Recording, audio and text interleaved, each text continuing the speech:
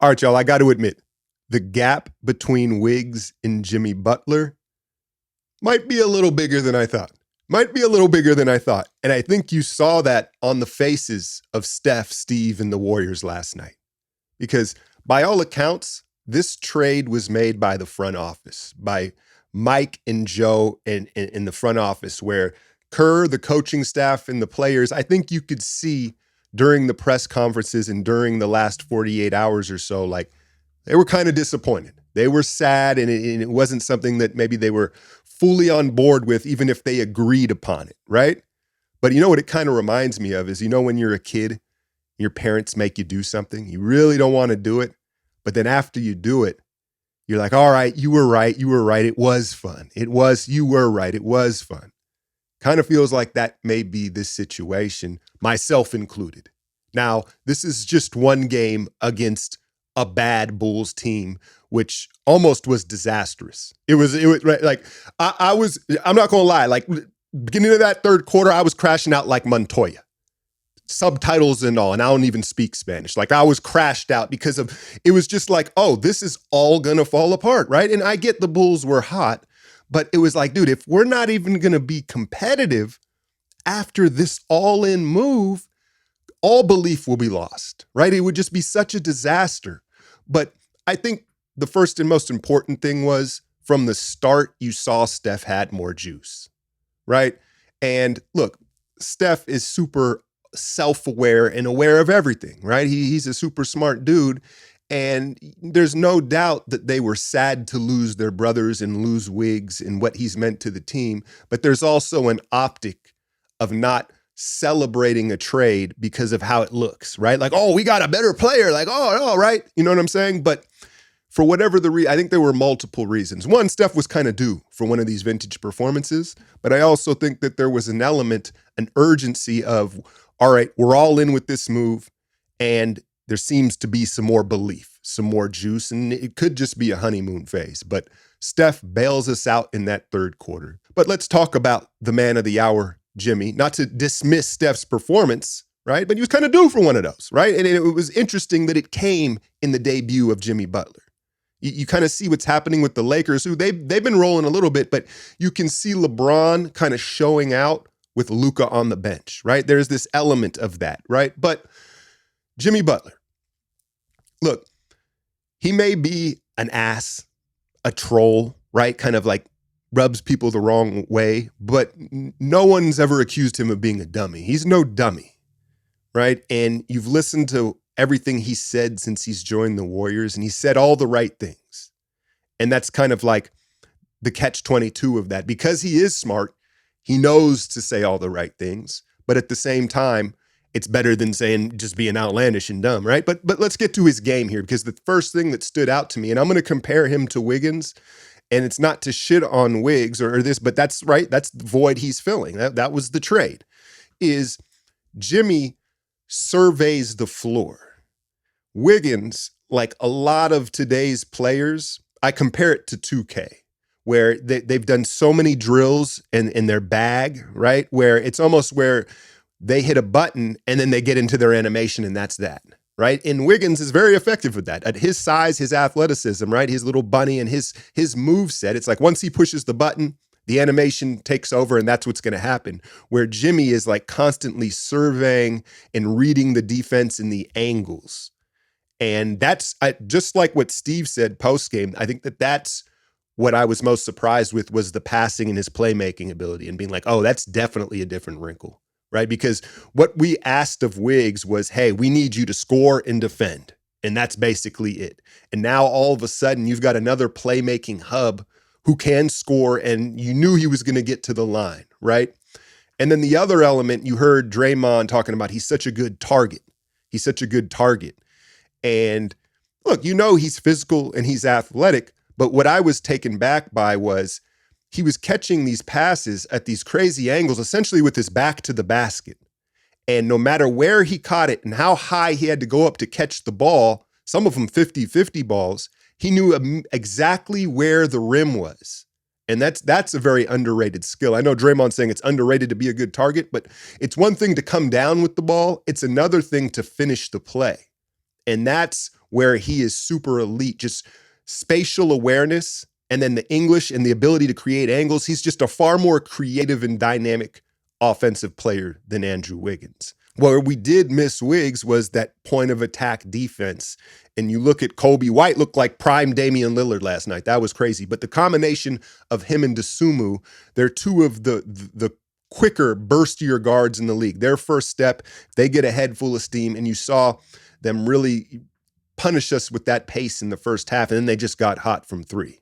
But back to Jimmy and how intriguing this did look. Because again, the passing, and the other thing that you heard them say was, well, we just kept it simple because he couldn't practice because of some sort of paperwork and stuff like that, but we just kept it simple.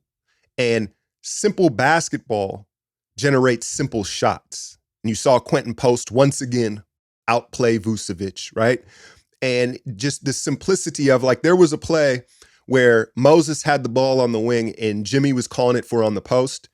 Kobe White was fronting him, and Trey Jones came and tried to double from the weak side. And Moody looked at it and then just made an easy skip pass to Pods for a three. It was such an easy read for Moses, as opposed to like all this action and cuts and slips and trying to, where there's like these multiple reads. It was just like, okay, that's not there. Here's the easy pass. And again, it's going to generate easier and more simple shots. And I think, you know, we need that. With the turnovers and all the offensive drought and stuff like that, that's a big deal. But again, man, before the Steph, like, how quickly I had someone say, hey, Alk, you owe Jimmy an apology.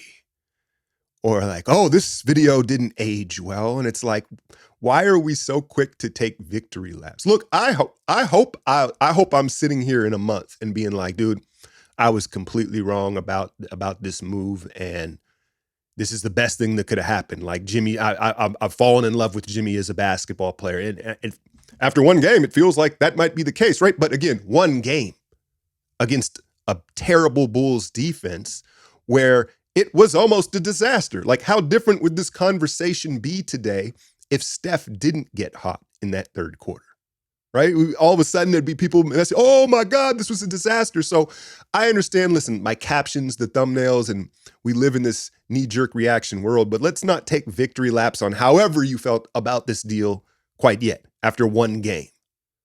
But man, is it exciting, right? Man, is it exciting. And the vibes now. The other thing that I want to bring up that I'm curious in is this Jimmy Draymond relationship. And you heard Steve say he's a lion, right? I thought that was a good term. It's like, you ever see the lion out on the plain, right? Just like king of the jungle shit. There's an aura to Jimmy and a confidence. It's interesting because I think he's going to help the young guys get simple shots and simplify the offense, right? But I thought the main point that Steve made was he gives Draymond and Steph a confidence, a swagger, right? And that's the other thing that, you know, Wiggins didn't necessarily provide. Was there was a clip of Jimmy talking to Steph on the bench. Now, we understand this is his first game, so there's some logistic stuff that there's going to be communicating, but not in the 4 or 5 years that Wiggins played for this team had I ever seen that type of conversation where it was just like a back and forth of like, you want to do this? Like, oh, you want to do this stuff? And it dawned on me, like, not only does Jimmy on the court provide a playmaker and some pressure off of Steph that way, like basketball wise, I think that he relieves pressure emotionally as a leader for Steph, someone else who takes responsibility for what's happening with the team and communicating. And that's a huge deal. But back to the Draymond thing. You heard that Jimmy gave him that work playing dominoes on the team plane. And, you know, they're going to compete, right? Two dogs, we've talked about that. But I sensed like a little bit of, like Draymond's been kind of just like worked up of late. I don't blame him the way LeBron was taunting him, right? But I feel like there's an element of Draymond kind of realizing, hey, I might like, how does Draymond, here's what I'm getting at. How does Draymond respond to Jimmy becoming the true number two? Something we really haven't had since prime KD, right? Where it seems as though, again, one game, but like Jimmy's going to get a lot of the spotlight and a lot of the credit if we start winning, and probably rightfully so. But how does Draymond feel about kind of being less in the spotlight. And not only that, but Draymond has forever been the alpha of this locker room. Jimmy is just a natural out. Steve's already calling him a lion. You know what I'm saying? And so I'm not saying that that's going to, I'm just curious to see how Draymond responds to this. Hopefully it becomes kind of like an Andre dynamic where that was such a big part of Andre's locker room presence with this team. It was someone that would check Draymond.